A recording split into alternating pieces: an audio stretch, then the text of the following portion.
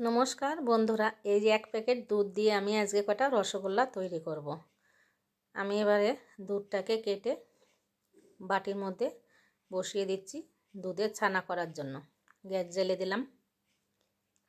আমি এই একটা লেবু নিয়েছি, এই লেবুটা দিয়েই আমি ছানাটা তৈরি করব। দেখো আমার ছানাটা রেডি হয়ে এসছে, আমি এবার ছেঁকে নেব।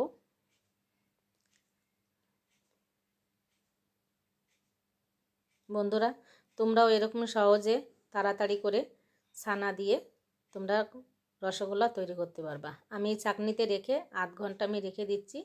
আধ ঘন্টা পরে আমি আসে এই যে ছানাটাকে আমি ভালো করে জল ঝরিয়ে নিয়েছি।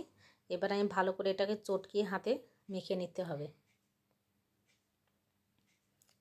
এবার আমি গোল গোল রসগোল্লার আকারে তৈরি করছি।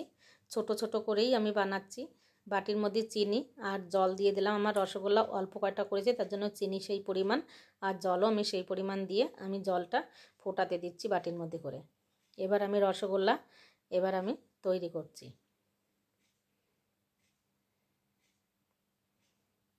এইভাবে সহজে তোমরাও তাড়াতাড়ি করে রসগোল্লা তৈরি করতে পারবে।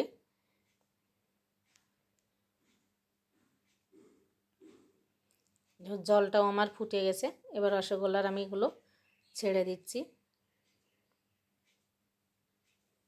শিরাটা যতটা মিষ্টি হবে ততটা তাড়াতাড়ি কিন্তু রসগোল্লার মধ্যে মিষ্টিটা ঢুকে যাবে।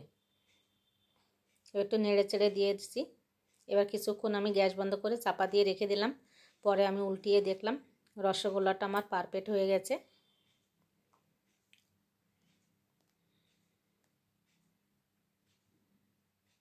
ফু দিয়ে খাচ্ছে গরম রসগোল্লা।